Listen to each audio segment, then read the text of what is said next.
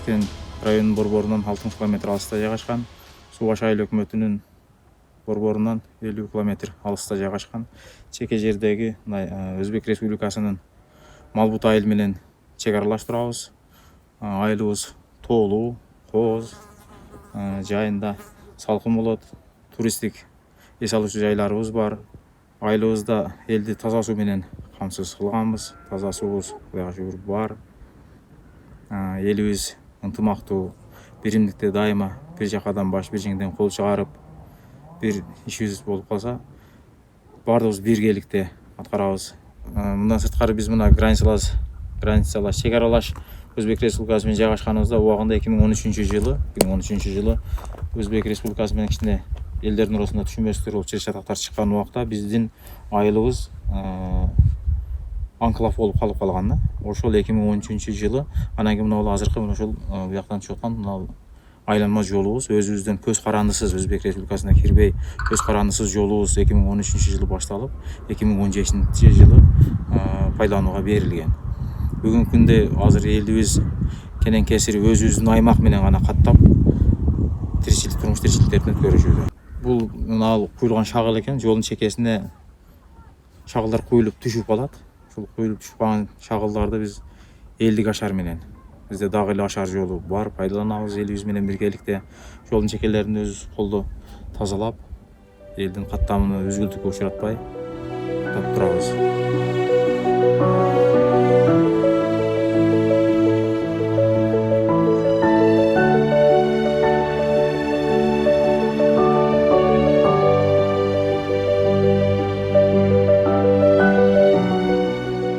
Бөжөй айылдын фабы 2007 жылы курулган. Ошондон бери иштеп атабыз.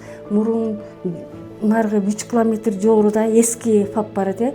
Ошол бузулуп, анан кийин бул 2007 жылы ушул жерге бейөкмөт уюмдары салып бергендиге байланыштуу ушул жерде иштеп атабыз. Анан быйылкы жылда өкмөт тарабынан ограждение кылып берди. Ограждение кылгандан бери бизге жакшына болуп калды. Тазалык сакталып, мал деген нерселер жок, мал жандыктар кирбейт. Өзүбүзчө иштеп калдык. Мындай компьютерлерибиз бар, принтер бар жогу. Анализ алып бар эле тапшырып коебуз. Азыр бизге канча эле жеңилдик болуп калды. Принтерлерде сразу анализдерди ушул жерден эле чыгарып ала турган болуп калдык. Азырынча бизде бар жогу жетиштүү кылып койду. Бурунга караганда анча жакшы болуп калды.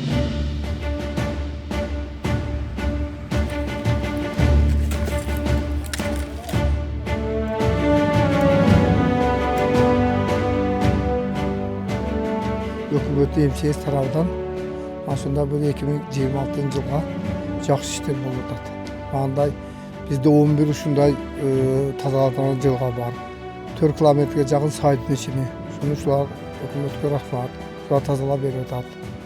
Келерки жылга дагы ушундай кооптуу жерлерди планга киргизгенде, ошо план негизинде келип, бул баягы келе турган селдин алдын алыш боюнча тазалап, бир айланда үй бүлөлөргө бир жандыктарга зыян келтирбеш үчүн ошого жылда тазаланат. Айылыбызда энди мына погоданын келишине карап туруп сел көбүрөөк келет. Кудайга шүгүр былтыр ончо эле келген жок. Быйыл мен ошонун алдын алып атабыз. Жаңы тазалап 2 тоонун ортосу айыл экен дагы. Немеки тезирээк көбүрөөк сел жүрөт да энди.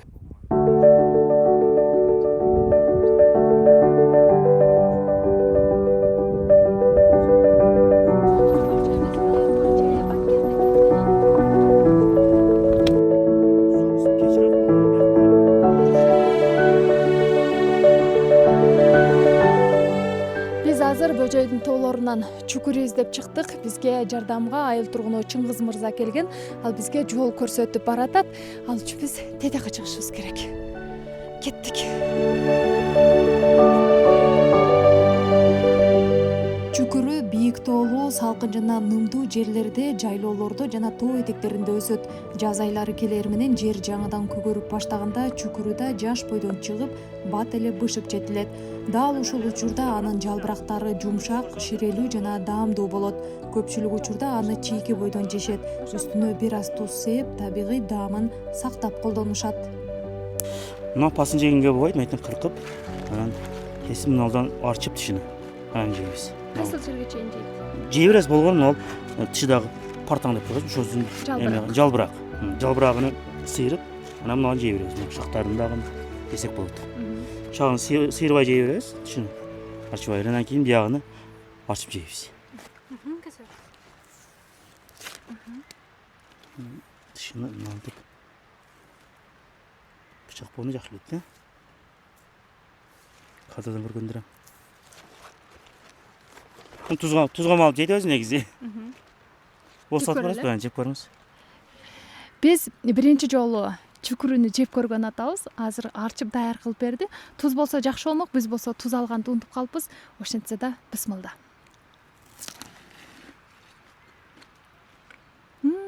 Ачуу болот турбайбы?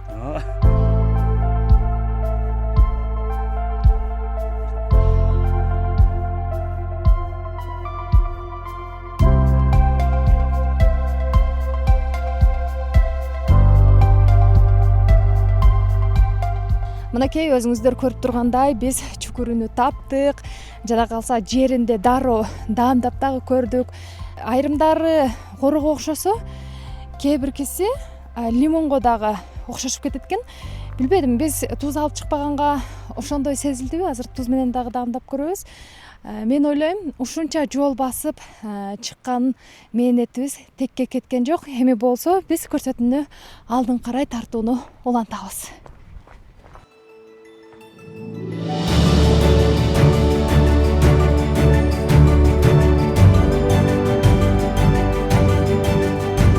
Бөжөй айылында Аксамай ата аталышындагы мына ушундай эс алуу жайы дагы бар экен. Бул жай жергиликтүү жекешкер тарабынан жалпы сметалык баасы 8 миллиондун тегерегиндеги каражатка бүткөрүлгөн. Мындан максат туризмди өнүктүрүү жана эс алуучуларга ыңгайлуу шарт түзүү болуп саналат. Бул эс алуу жайы 2025 жылдын август айында пайдаланууга берилген. Бул эс алуу жайына биздин айылдашыбыз Ботобеков Мырзакарим деген жеке ишкерибиз толук өзү каржылап бардык эмесини өзү көтөрүп пайдаланууга берди. Анан айыл элинен дагы ушул ар бир үй бүлөдөн колдон келишинче жардам берип, келишип убакытсыз иштей беришкен. Эми бөжөйдүн кооздугуну, айылыбыздын кооздугуну көрүп, арчаларыбыз бар, көрүп турасыздар.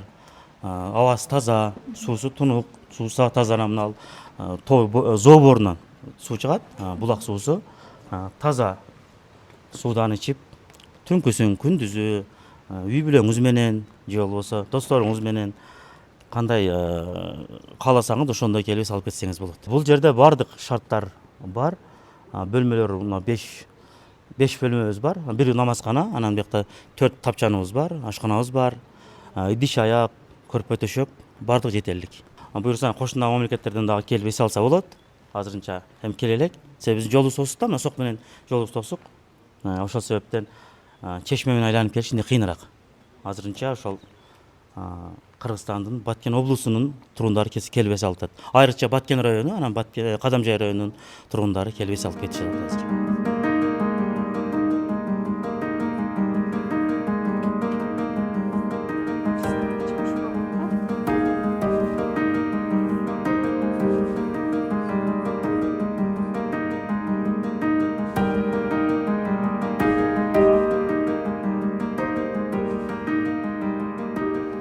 Китепканамда 6353 фонд бар. Жакынкы күндөрдө эскилиги жеткен китептерди акытка чыгарып, азыр 1000ден ашык китебим калды. Андан тышкары жаңы китептер берилип, жаңы китептер менен камсыздандырып, китеп фондум 1200 фонд болуп калды. 5500 китепти эскилиги жеткен, орус тилиндеги, анан жазуусу көрүнбөй калган, жыртылган китептерди акытка чыгарып салдык. Негизи 1961 жылы түптөлгөн экен да китепкана болуп. Айылдын ортосунда китепкана менен китептер тейлеп келген. Мен жумушка киргенде бул айылда чоң сел келип, айылдын китепканасыны жарым сел алып кетет да. 2009 жылы үйүмө алып келип, үйүмдө китепкана ишин жүргүзүп, ошол жерде окуучуларды элди китеп менен камсыздандырып үйдө 5 жыл 2019-жылга чейин иштеп келдим. 2019-жылы ошол өкмөт менен сүйлөшүп, место таап бериң деп, энди бала чака соройгондон кийин уже жер үй таарый баштаганда, анан ушул айылдан арендага место таап берип, ушул жерде 2019-жылдан бери арендада турам. Окурмандардын саны 100дөн ашат. Көбүнчө жаш балдардын саны 30га жетет да. Мисалы мына садиктен кийинки балдар, биринчи класстан 5 класска чейинки окурмандарым бар, студенттер бар. Менен студенттер келип постоянно китеп алып кетишет, окуп кайра договор кылып алып кетишет да, алыста болгондугу үчүн анан жыл аягында өздөрү алып келип тапшырышат. Ошол кызыктуу китептер көп. Оюн зоогуштуруп турам, шахмат ойнотом. Мектептерге барып жомок китептерди окуп берем.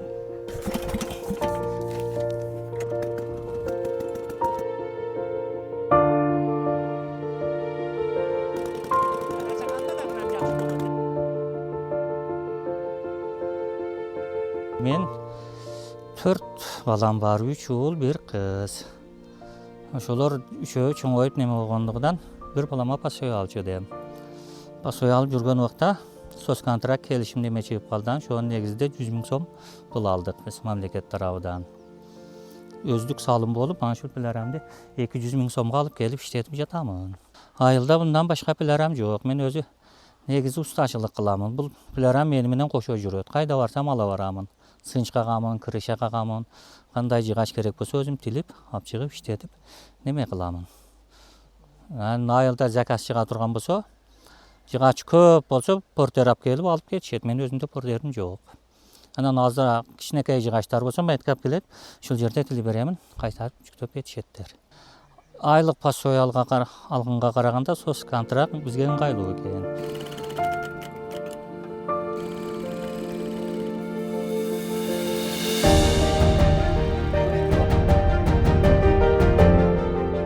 Биринчи соцконтракттан акча берилип атат дегенде мен кызыгы барып биринчи неме алгам.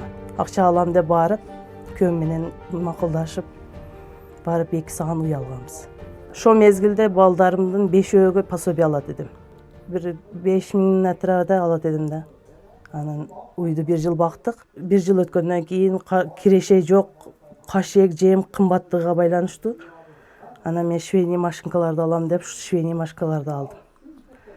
Азыр бөжөй элдин көйнөктөрүнүн, камзирлерин тигип атам.